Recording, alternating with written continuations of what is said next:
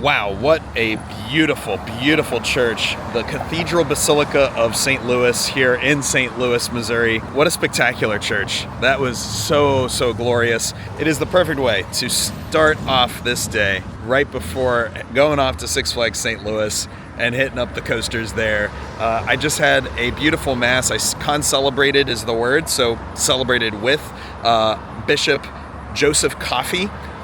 He is one of the auxiliary bishops for the Archdiocese of Military Services.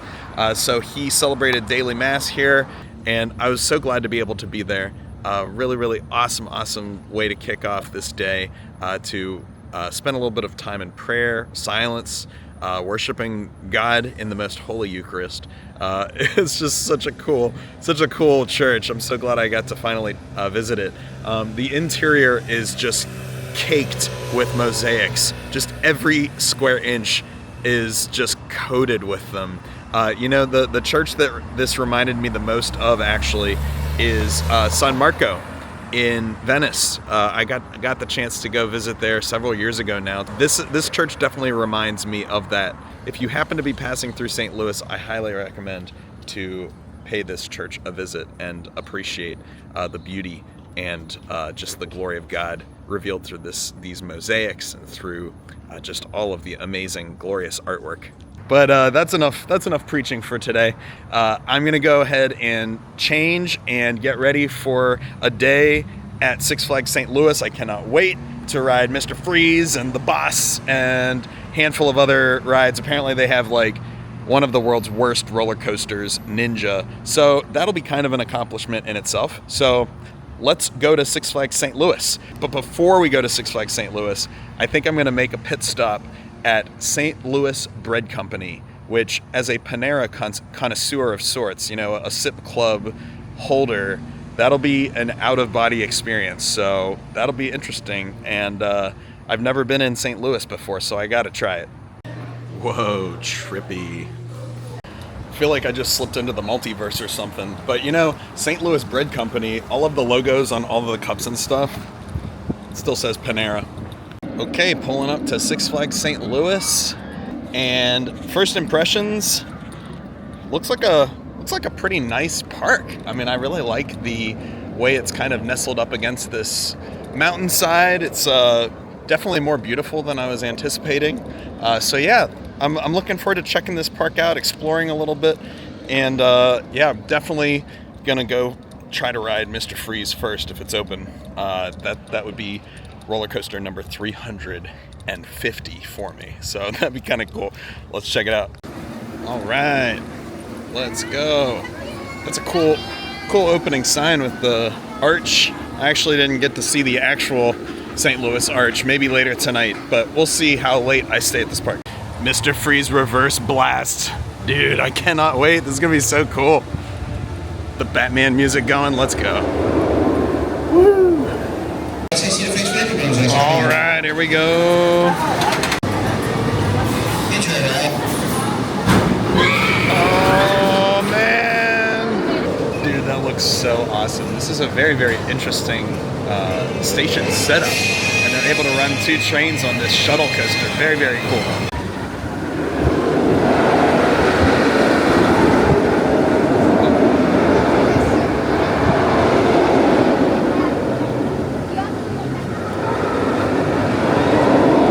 That was 350 for me.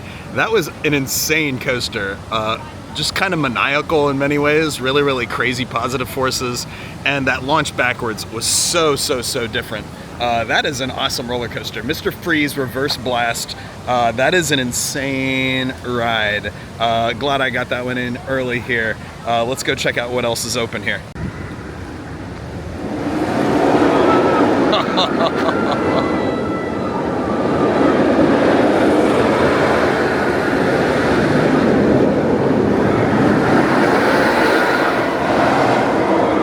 So as you go up this giant spike, you actually get launched further up. Such a phenomenal sensation. Whoa, getting launched backwards up a spike and you're like, what? I mean, that is crazy. I'm wearing my Pantheon shirt today. And as good as Pantheon spike is, that is way cooler, getting launched backwards up a spike. Dang! next to Pandemonium, spinning wild mouse. Very similar to spinning dragons at Worlds of Fun.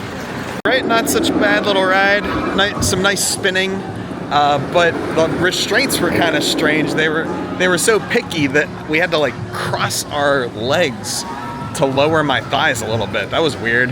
I've never had any issues riding any of those kinds of rides, but then they sent us through, thankfully. But I think now I'm gonna try out the Boss, which I've heard some conflicting things about. Sometimes people like it, some people absolutely despise it. So let's see where I fall in the spectrum. Right away, they make you go up a bunch of stairs. Ugh. Oh my gosh. Oh, there it goes.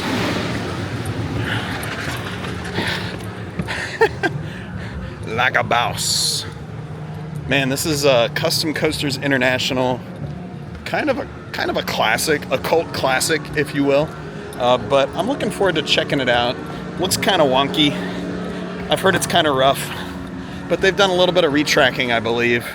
So yeah, should be an interesting ride.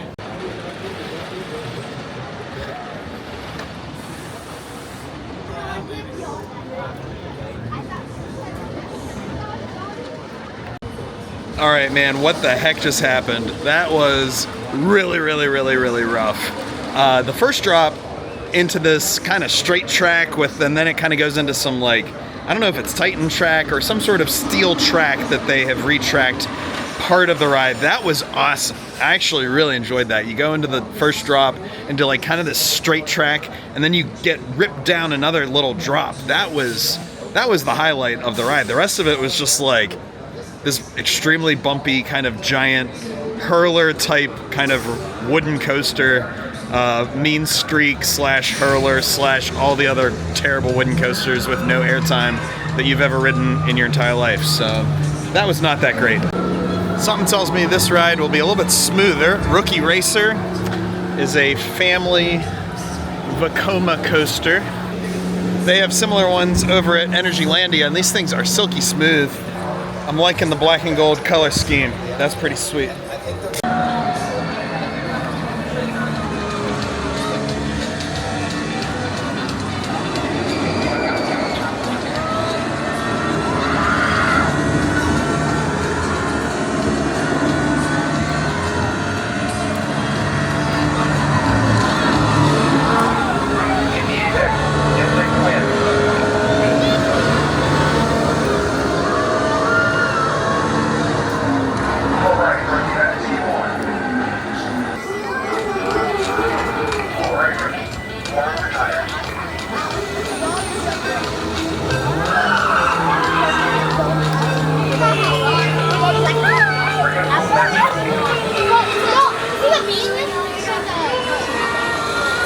Well, that was a great little family ride, man. That thing is so super smooth, and I love the sound effects of the cars as they kind of go running around the track. It sounds really neat. At first I thought maybe like when I watched some on-ride footage of this that it was like onboard audio, but it's just like speakers out in the middle of the whole thing. So really cool effect. It's very nicely timed, like tires screeching and stuff. Yeah, I thought that this is a great little ride.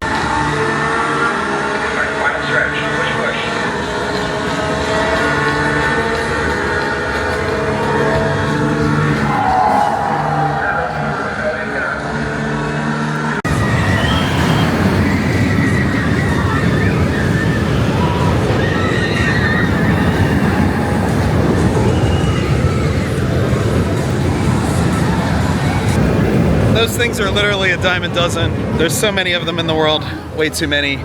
They are a scourge on this planet. There's Vekoma boomerangs, but each one counts towards the overall coaster count. So it's like catching Pokemon, you know? You gotta catch them all. The Screaming Eagle. I've actually heard this one is not so bad. Oh, gotta go this way. I've heard this one's actually pretty good. It's another wooden coaster. They actually have a surprising number of wooden coasters. They also have American Thunder, which is a GCI coaster. So I didn't see that one running yet. I hope they have it running. I also haven't seen Batman running either. So let's hope and pray that those things actually do get up and running today so that I can snag those. So Screaming Eagle has a really great layout way out there in the woods, and so that was cool to be out kind of behind the park in the trees, but other than that, not a whole lot of airtime to speak of, and kind of janky. But, you know, hey, glad I got to ride that thing. I like the logo, I like the Screaming Eagle name, and the guy, the ride operator, screaming "Caca" as each train went out was a nice touch. So let's go see what else is open here. The clouds are starting to kind of roll in. There was a little bit of sprinkles while we were riding Screaming Eagle, so who knows? The weather could turn ugly, we don't know, but hopefully not. Okay, the time has come. Ninja, possibly one of the worst roller coasters in the world. I've heard so many horror stories about this thing. I don't like this. I don't want to ride this. But I also want to get another coaster. And it's one of the last ones here. So let's just do it. Let's get this over with. Oh boy. How about that for a torture device?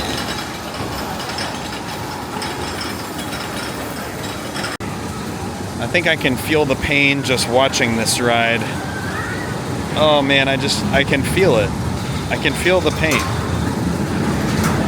Oh no.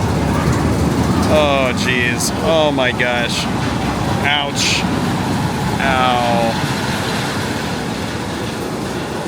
Well, I was riding it, and while I was riding it, I was thinking to myself, man, this isn't as bad as everybody says it is. I was just kind of starting to let my guard down, you know? We were going through the corkscrews, and it was like, all right, this is about as bad as Anaconda. But then all of a sudden, in that last little helix thing, I found out why it's called Ninja. I got punched in the left jaw, man. I like literally the restraint just got like right into my like cheek.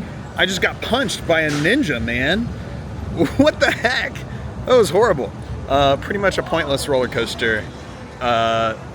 It's worth riding just to say that you rode one of the worst roller coasters in the world. That's up there for me. It is very, very high, if not the worst, probably number 2 or number 3. Ninja, what a jerk. What a total jerk of a roller coaster. Time to ride yet another Batman clone. All right. I wonder if this one will be any different than any of the others. Probably not. But I'm glad they got it open. It was kind of closed when I first arrived here. So that's nice at least. They're working. They're working hard here. I honestly, I didn't know what to expect as far as ride ops here. I know Six Flags has a bad rep, but honestly, it's been really, really good. They've been doing great. They've had everything open. I think the one ride that isn't open quite yet is American Thunder, but who knows? Maybe that has opened since I last checked. One can only hope.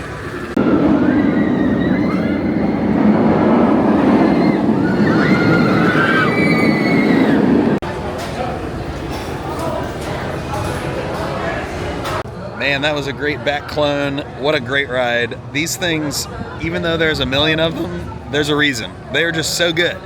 So many forces just punching you over and over and over, but not in the ninja kind of way. There's Ninja over there. What a jerk roller coaster. I like calling Ninja a jerk. But yeah, Batman, it really punches you, but in the right way. It's just kind of punchy, intense, quick transitions. But this one was nice and smooth. It's got that classic B&M roar. Really, really roary today, but really cool ride. I love these things, man. One train operations, making it kind of the longest line in the park so far that I have encountered. Everything else has been a walk-on. But even better news, when we were cresting the top of the chain lift, I saw that American Thunder is in fact running. So I might be able to crush this park in like literally 2 hours, which would be sweet. Because I don't want to eat lunch here. I don't want to spend money on Six Flags food. No offense, Six Flags. But if I could just crush this park, get all the credits, and then hit the road, I think I'm going to do it. Because it's been a long couple of days, and hitting the road to St. Meinrad to get in to the guest house there before it gets too late sounds like a great option today. It's about 3 hours from here to Santa Claus, Indiana, where St. Meinrad Abbey is and where Holiday World is, which is coming up tomorrow. So I'm gonna go cruise over there and check out American Thunder and try to knock out this entire park.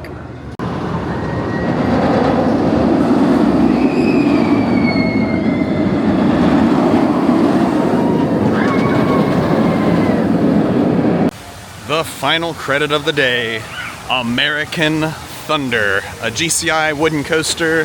Haven't heard a whole lot about this, good or bad, so I think it has some potential.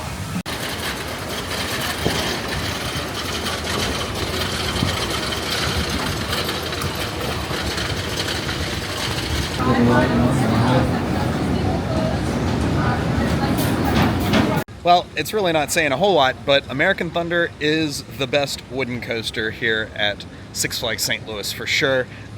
It is definitely so much more enjoyable of a ride than the Boss and Screamin' Eagle.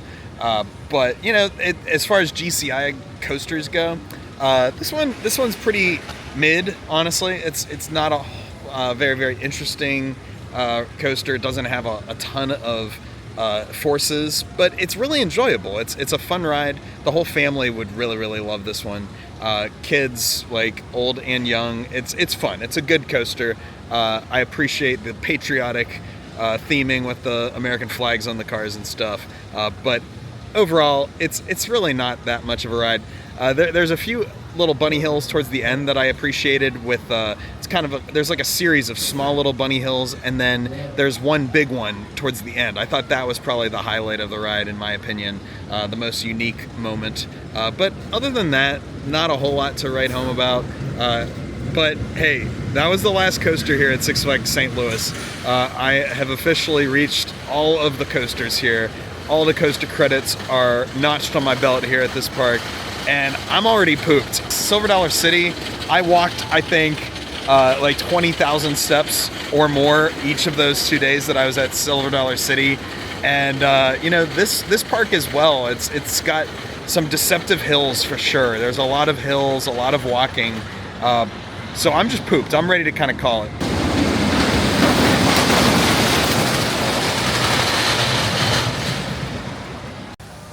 Well guys, that was just about the most painless experience I've ever had at a Six Flags park. I mean it when I say that. The whole phrase, I hope you had a Six Flags day, I didn't, and I'm so glad I did not. That was such a smooth experience. I just literally walked around the park for about 2.5, maybe 3 hours tops, and one by one, I just rode each and every one of the roller coasters, and that's enough for me right now. I got the coaster credits. I swung through the gift shop. They have like basically no roller coaster specific merchandise, which I don't know, man. Like, at least get some Mr. Freeze stuff, you know? But anyways, this was an awesome day. I kind of needed a more chilled day of not a whole lot going on, and I accomplished everything I wanted to do. I rode all of the roller coasters that are at Six Flags St. Louis, and now I'm gonna hit the road and drive out to Indiana, where there is another park beckoning, Holiday World, and quite possibly one of the greatest collections of wooden coasters. I almost said just the greatest wooden coaster in the world. The Voyage is calling, but they also have Raven and the Legend, and so they boast a very robust wooden coaster collection. So that's coming up tomorrow. I also am going to be staying at St. Meinrad Abbey, Arch Abbey. It's a Benedictine abbey, so Benedictine monks live and pray there, and so it should be cool to be there. I know that a lot of my brother priests have done retreats out at St. Meinrad's in the past, and it's apparently a really nice campus. So that'll be cool to check out too. But seriously though, this was like the easiest day in the world. I'm still kind of in shock, but awesome day. Good job, Six Flags St. Louis. I enjoyed myself here, and thank you all for watching this video. Please like it, please subscribe to my channel, and yeah, we'll see you guys next time on Father Airtime Coasters. God bless you, and take care. So I had to come and check out the Gateway Arch, but I found out that there is a Catholic church right here. And there's a nice big parking lot, restricted parking lot, Catholic Mass attendance only. Good thing I'm a Catholic priest, because there's this Basilica of St. Louis, King of France, the old cathedral right here next to the Gateway Arch. That is awesome. I didn't know that this was here. All right, now that I've seen that monument, I am gonna head back into the car, jump back into the car, and hit the road. 3 hours on the road to St. Meinrad Arch Abbey.